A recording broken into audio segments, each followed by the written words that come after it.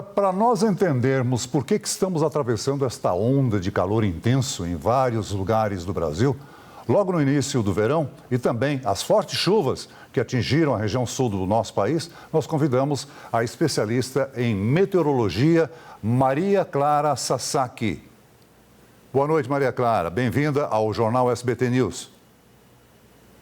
Olá, muito boa noite, Celso. Boa noite também a todos que nos acompanham.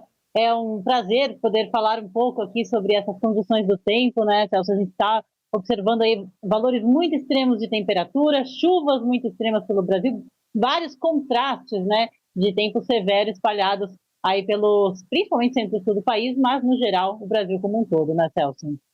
Como é que se explica esses fenômenos que estamos sofrendo, hein? Olha, na região sul do Brasil, Celso, nós temos áreas de instabilidade se formando com bastante frequência, áreas muito intensas. A gente teve aí frentes frias que formaram chuvas volumosas, né, chuvas torrenciais, ventanias, formaram-se aquelas famosas cumulonimbus, né, que são as nuvens de tempestade, devido à passagem das frentes frias, e os ciclones extratropicais que ganharam bastante intensidade nestes últimos meses, devido à energia disponível na atmosfera para que esses sistemas fiquem mais intensos. Então, nós temos energia suficiente para que os ciclones extratropicais, as frentes frias, áreas de baixa pressão ganhem intensidade e acabem provocando esse tipo de fenômeno, né? Quando a gente fala que tem muita energia na atmosfera, é que esses fenômenos acabam ganhando mais intensidade. E isso vale também para as ondas de calor, para os eventos extremos de temperatura que estamos enfrentando aqui no Sudeste, Celso. Essa energia acumulada na atmosfera também potencializa as massas de ar quente. Neste momento, nós temos uma área de alta pressão atuando aqui sobre a região sudeste do Brasil. Ela reforça nessa condição de temperaturas elevadas, deixa muita energia na atmosfera e as frentes frias que tentam avançar do sul em direção ao sudeste acabam encontrando essa barreira, vamos dizer, uma barreira de ventos aí no alto da atmosfera e são desviadas para o oceano. Isso acaba potencializando os efeitos dela lá na região sul do Brasil e potencializando o calor por aqui, porque a nebulosidade não chega, a umidade não chega, e aí a superfície acaba esquentando muito rápido, porque a gente tem poucas nuvens e maior incidência de radiação solar, Celso. Vez por outra, Maria Clara, vocês meteorologistas falam dos fenômenos de Laninha, El Niño. Quem é que está reinando no momento? Olha, no momento, Celso, a gente tem um Laninha de fraca intensidade, ou seja, um Laninha que não está com suas características clássicas, né, com seu potencial aí para influenciar a atmosfera de uma maneira clássica. O que seria uma maneira clássica? Aumento de chuvas na metade norte do Brasil, uma recorrência, né, de passagens de frentes frias, seca na região sul do país. Agora, o Laninha fraco tem um fenômeno, tem pouca influência na atmosfera, então outros fatores acabam influenciando mais as condições do tempo do que propriamente o Laninha fraco. Agora, só para a gente ter uma ideia de comparação, quando a gente tem o El Niño atuando, Celso, as temperaturas ficam muito elevadas aqui no Brasil, especialmente aí nos meses de verão. Então, no ano de 2023, nós tivemos uma temperatura muito parecida com o que aconteceu agora nestes últimos dias, né? 34,9 graus, uma temperatura muito alta na época de Natal, neste mesmo período. E estávamos sob efeito de um fenômeno El Niño, que potencializa as ondas de calor, que potencializa as temperaturas.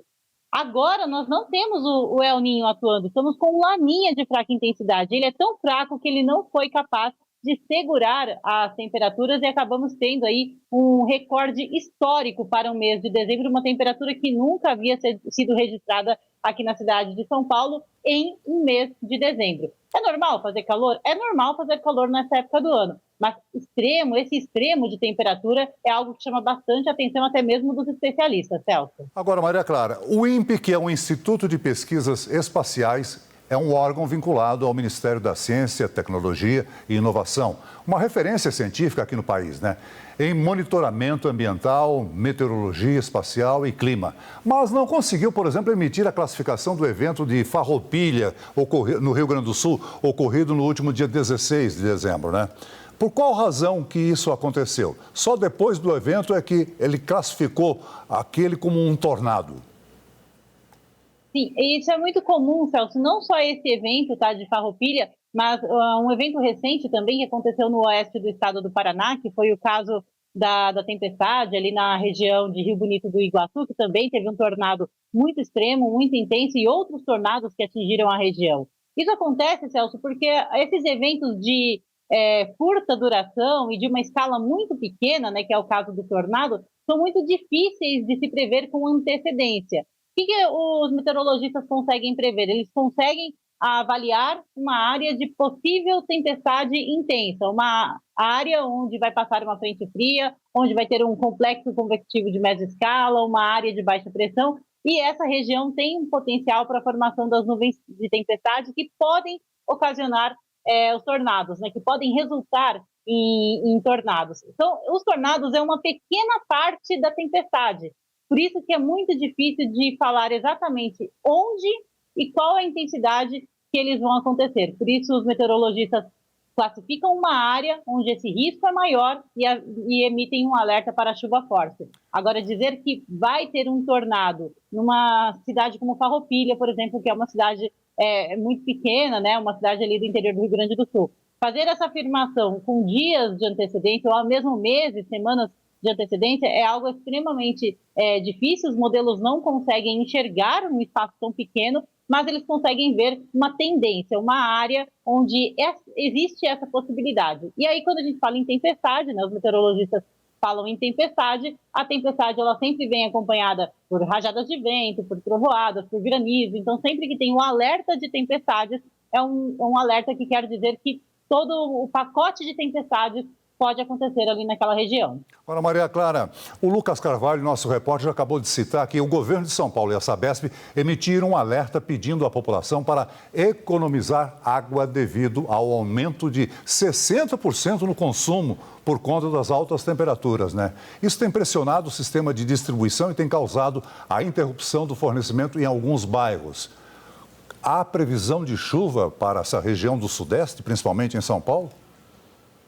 Olha, nós temos entre os dias 4 e 7 do mês de janeiro, tá? Depois da virada do ano, um potencial de chuvas até significativos para a área da região de captação do sistema Cantareira, né? A área importante que a gente diz para o abastecimento do nível dos reservatórios. Mas vale destacar, Celso, que essa chuva, né, mesmo que ela dure aí 3 dias, ela não é suficiente para reverter essa condição, né? Reverter esse déficit hídrico da região ali do Cantareira, para que se tenha uma reposição total ali do abastecimento, ou do nível dos reservatórios, é necessário que aconteçam durante o verão várias pancadas de chuva recorrentes, né, vários períodos de chuvas recorrentes, mesmo que não seja uma chuva volumosa, 100 milímetros por dia, uma chuva de 10, 15 milímetros, mas diário, constante, aquela chuva que acontece ao longo de toda a estação. Aí sim a gente pode ter uma recuperação mais significativa do reservatório. Essas chuvas que acontecem no final de tarde, que acontecem em algumas áreas da cidade, acabam até provocando pontos de alagamento, né, mas